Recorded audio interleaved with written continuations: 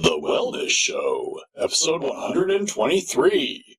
Welcome to The Wellness Show, a podcast on health and wealth. I'm your host, Tyson Madigan, the founder of the Extraordinary Healing Arts Academy. Join me as we get the latest insight, tips, and strategies from wellness providers, coaches, and successful, heart-centered entrepreneurs, and much, much more.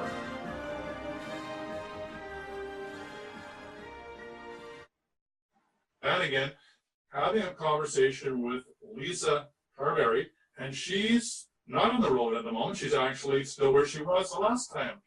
But there's reason for that, and we're going to find that out. So, Lisa, you're in Cairns, are you still? Yes, I am, and it's good to be back and sharing with the listeners and yourself again. Yes, still in Cairns. So for those on the call that don't know where Cairns is, it's really right up at the top of Australia. I guess you're, are you close to the sea coast where you are, or are you a little bit inland?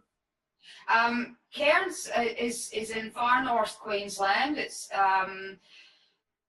reasonably coastal. There's a lot of beach area and ocean around within close proximity to where I'm located. A lot of beautiful places. Great Barrier Reef would be a place that a lot of people would be familiar with. There's been a lot of attention given to preserving the Great Barrier Reef and the ecological things that are going on there. So that's fairly close to where I am at the moment. So how's that doing? I've heard a lot of reports around about that the Great Barrier Reef is dying, and it's one of my favorite places on the planet. I actually got to go snorkeling and swimming for 7 days off the Great Barrier Reef out of Townsville. So it's a really special place to me, and I understand that a lot of the Barrier Reef is under a lot of pressure and a lot of the coral is dying. So what's the latest? You're talking about restoration now, right? Well, it's a very interesting process, shall we say. A lot of research has been done. A lot of monitoring of the reef has been done and continues to be done. There's been significant coral bleaching identified. There's a lot of issues that are presenting for the Great Barrier Reef, that beautiful coastline that's just full of wonderful life. And the sad part about it is that it's been created by humans. And it continues to be created by humans. And at the moment, there's a big push for some coal mining around the area that will further impact the Great Barrier Reef. So there's a lot of protest groups about. It's become an election issue for one of the, in particular, one of the local members who's an independent member of Parliament. He's really advocating for something to be done to protect and preserve and save the reef and not go the corporate path of the coal mining and the promise of doing something for the money that is at the end of the day going to create further issues and further impact upon the Great Barrier Reef. So that's made a lot of news headlines over here, and it's certainly in this area there are many people who are stepping up and speaking out and saying, no, we do not want this coal mine anywhere near us, and our government needs to stop that going ahead for the or the future of the reef. Yeah, that's not going to be easy. I was watching a program recently about the coal exporting from your area or that area in Queensland. It's one of the major coal producing areas on the planet. And the show I was watching is they're gearing up to increase the production significantly. And so they're really focused on how they can get it out of the ground quicker and faster and get it into the boat. So what's happening we want to move to clean energy, there's no doubt about that, and coal should be hopefully on the decline as soon as we can. But what's the impact between the coal and the reef? Is it that when they're loading it, some of it's getting into the seawater, or what's the connection between coal and the reef? Can you help me there? From my understanding, it's the process that's involved. So there's obviously a process involved in obtaining and mining.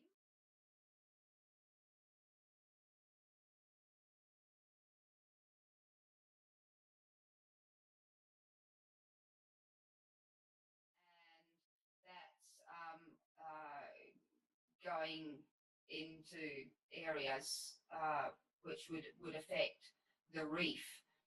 And another sort of component which perhaps is not immediately apparent is being able to see the bigger picture. Because the way it's being put forward is like, oh, look at all these jobs that are going to be created. It's going to create 600 or 700 new jobs in the mining industry. Yet the figures are that there's about 70,000 people employed in, hospitality and tourism and things like that already, who, if damage is done to the reef, that is going to impact upon their livelihood, their work. So for 600 jobs in mining, that's going to contribute to the further destruction of the reef. The irony of this is, if we continue to go down the path that we have planetary wise, that we're going to end up with not the possibility of second order changes, which is all these component parts get synthesized in something greater than the sum of the parts, which is the new earth or the new birth or the new way of being or sustainability, or however we want to describe it in sustainability terms or new age terms or spiritual terms or enlightenment or however we want to call it. The other possibility is just a systems crash. So the system can only take so much interruption. We're in the midst of that now, and now we have a choice. Which way are we going to go? So right. I know that you and I are committed to spirituality and the growth of human consciousness, the evolution of consciousness. So we're in a bit of a race, a good race, a race that I think we can actually win, if you want to talk about it as a race. And that is to raise consciousness, because that consciousness will help us understand what sustainability is from this perspective you're talking about. And we have the possibility of having that new earth or that enlightenment, or however you want to describe it, that new synthesis on the planet. So you're right in the hotbed of that in Australia, right in the kind of the key factors. How do we deal with resource extraction when it's the old way of going, especially burning coal? How do we move to solar and other, more environmentally friendly ways of generating power? And how at the same time can we raise our consciousness and help others do the same, so they can see the bigger picture? Because like you say, they're caught in a box.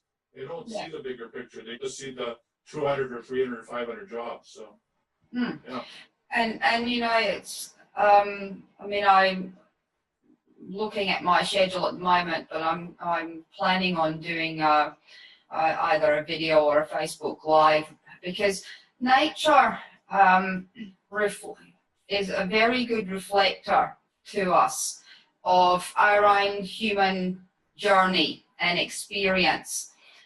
So one of the things I'm going to be doing is looking at what bushfires can teach us about life. But if we go back to what you were saying, Tyson, we have put over the years, the centuries, not just for ourselves, but into the collective consciousness, a whole lot of sludge, a whole lot of dredge, a whole lot of waste product. And that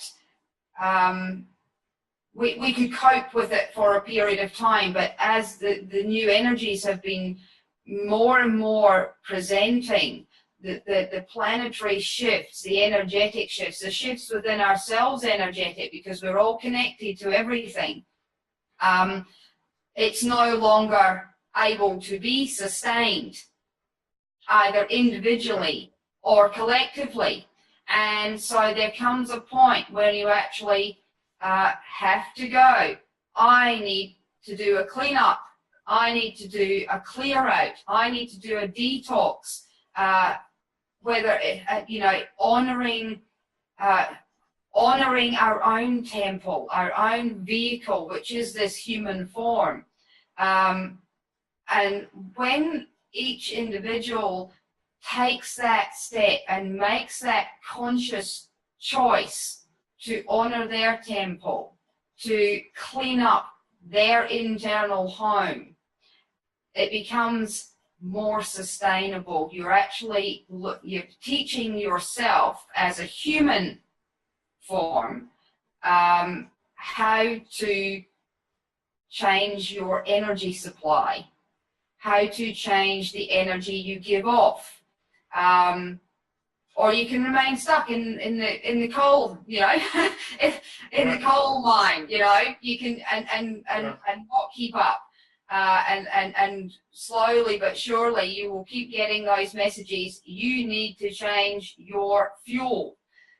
So looking at how we are fueling our own bodies, how we are fueling our own mind, what fuel are we providing for the expansion of our soul, our spirit being, spirit essence. So more and more, we need to be mindful of what we are fueling ourselves with. Are we fueling ourselves with the toxic poisons of hatred and fear and bigotry? They're labels, but you get the drift. Are we fueling ourselves with that kind of stuff, or are we actually fueling ourselves with the renewable energy, the energy that puts forth that we are actually much more than that? That is just a story. We are a spark of the divine. We are love. We are peace. We are all things. But what fuel is actually going to serve to sustain the movement forward and the expansion forward of ourselves as individuals and as a collective now and for generations to come? So there's a relationship there, and that's what comes back to that bigger picture, seeing the bigger picture in what is presenting or appears to be presenting. If we continue to alienate ourselves from our own inner nature, we're going to alienate ourselves from nature as a whole, and vice versa. So the path through, from a systems perspective, or a higher view as you call it, is to align ourselves with that new way of fueling ourselves, in fueling the growth of the corporation in an environmentally social and human responsibility perspective, which we might call sustainability, or a system that can maintain itself. So that is really, how do you take the individual alignment you're talking about, which is our own individual responsibility? How do we then create a group, an organization, a tribe, a corporation, an organization, a body politic that reflects that consciousness as a group? How do we align that personal sovereignty with the group? And how do we then align that with a social intent, which is the most benevolent outcome for all human beings on the planet, all life forms, not the greed of the shareholders, which is the wrong way of doing it. And then how do we line it up so that's our social responsibility, that we're paying for the costs downriver for what we're doing now, which is the environmental hazards, the health payments we're going to have to make as people have cancer and all the rest of it, all that needs to be dealt with right up front in being environmentally responsible and socially responsible. And then how do we love our mother? How do we treat her with respect? Because as we treat our mother, Mother Earth, with respect, it means that we're treating our bodies with respect. So I love what you're saying, because it's really the beginning, a Ukrainian nested doll that goes into the next bigger doll, which goes into the next bigger doll. The babushka dolls. Yeah, absolutely. Yeah. And babushka is grandmother. Yes, absolutely. Grandmother. So, an appropriate analogy there. And that's the thing. It all begins with self. And people like you, myself, and lots of others in the intuitive and healing arts. We're one person, but then we're also a group of like-minded beings. So that it goes from the individual. You and I are having this conversation now. The interview goes out, and more people get to listen to the discourse, the discussion, and they hear it and they consider how it works for them, and then they go and spread and chat and consider and shift and change, and then that spreads out and filters out. So that's almost reflecting how, or answering, how do we get it to that social and the corporate body in terms of our own development and contributing to the changing consciousness. Yeah, absolutely. Let me just talk about that for a minute. Being an environmentalist for 30 years, I left the environmental movement not because I didn't believe what I was doing, not that I don't want a sustainable and healthy planet, but I left because it was eating me alive. Because persisting, what you resist persists. And so I found myself in tears all the time. I felt like I was being eaten alive. So, as spiritual warriors, if you want to call it, or spiritual activists, or spiritual people on the path to enlightenment, however we want to describe ourselves, the important thing is to remember that old order is dying. It doesn't need us to point that out. It doesn't need us to interfere with it. It's on its way out. Leave it alone. Let it die. It's not your responsibility anymore. Focus on your own spiritual evolution. Get your tribe together. Find your family. Raise your consciousness. And in a way that Lisa's talking about, your own inner ecology, your own environmental sustainability, and that will bring you into the light of who you are. And as you show up, others will join you. You will start to be a beacon of light because you're feeding on the light and you're shining the light. And this is where the planetary change and transformation can come collectively. So it's important that we don't war with each other just because my guru is more enlightened than your guru, or my way of meditating is better than you, or I like this yoga and you don't get it. As David Adelson said, we need teachers that are at the kindergarten level, and we need teachers at the PhD level, and we need that, all the way up and all the way down. But when we collectively come together and learn how to share the light, then we enlighten the planet and we enlighten our bodies. So that was a bit of, a rant, but I loved every minute of it. So there. Yeah, and I'm not one for gurus or placing certain people or groups on a pedestal. That's never been my big thing. I look at it that we're actually all equal. We're part of a team. It's just that we've chosen to present in particular ways and share in particular ways. And there are some who are more verbal and public about that, and then there are those who are quietly working away. You know, it's like the ants and the bees, you know.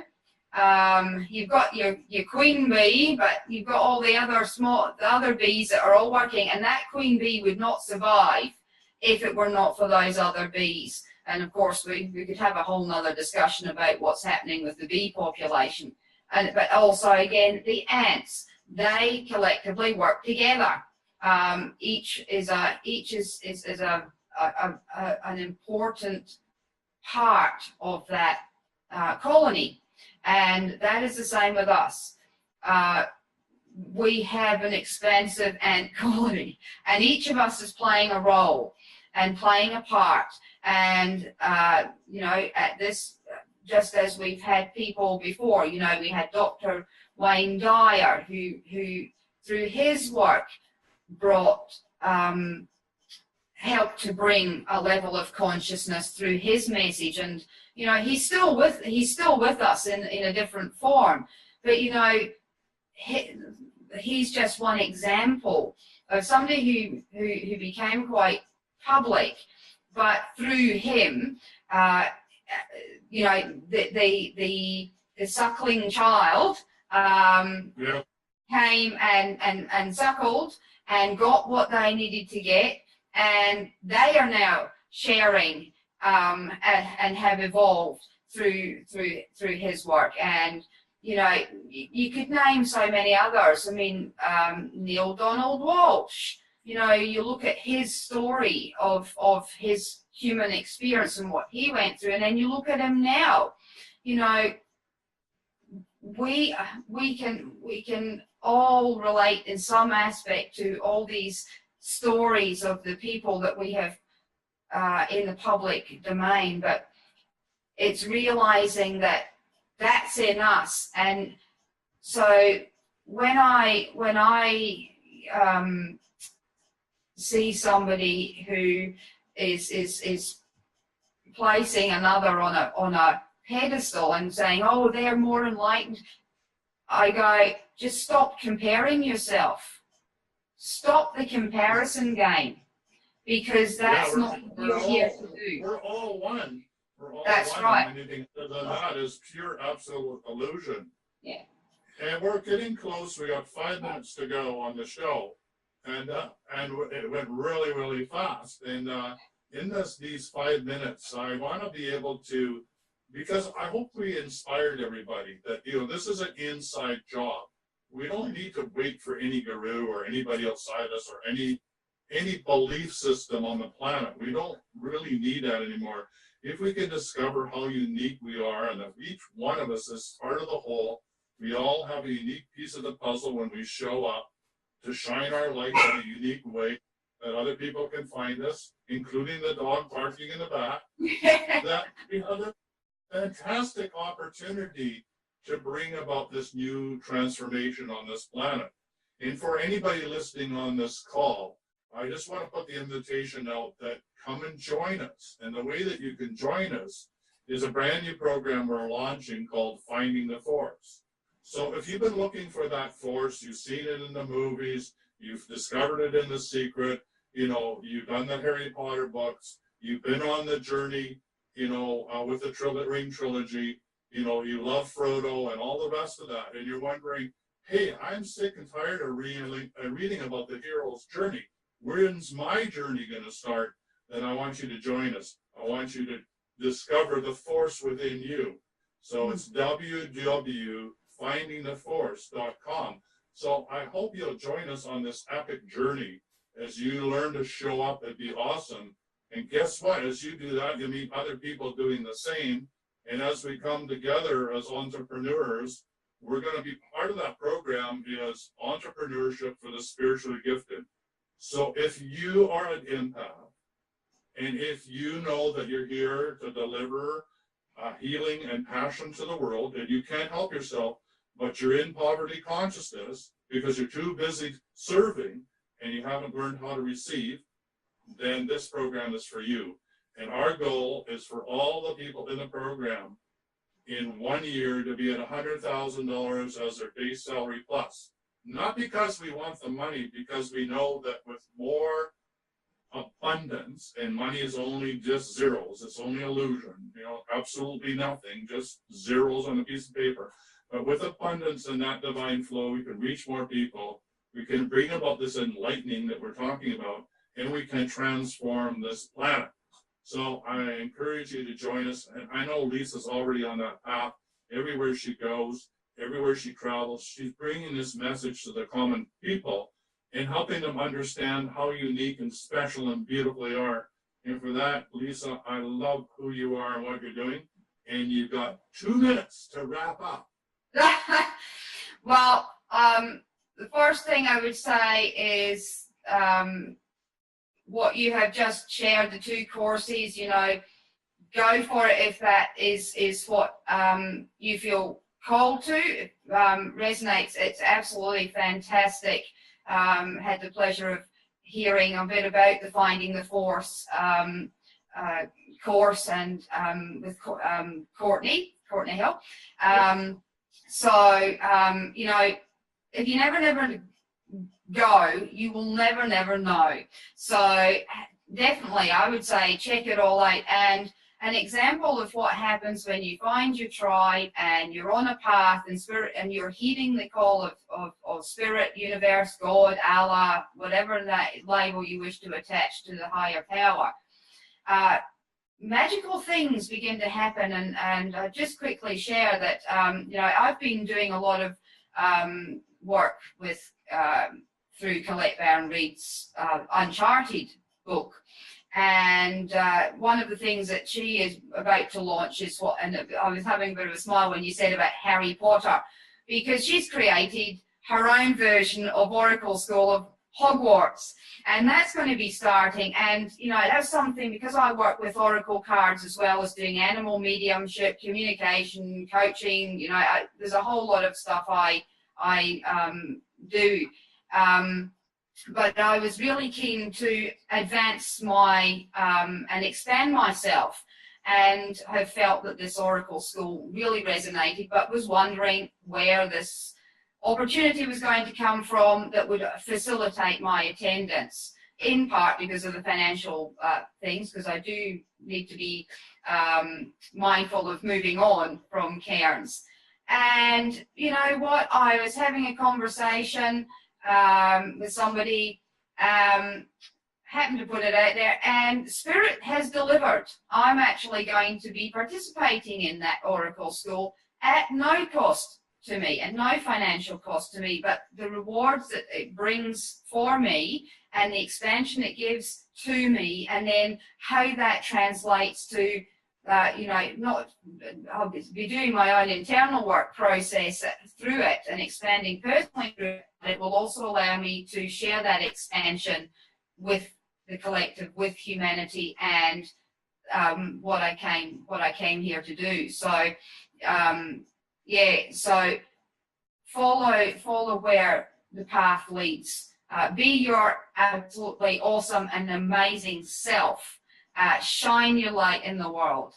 Don't base yourself on other people's perceptions. Look at how you feel, and if you're feeling you need to shift and change and have a detox,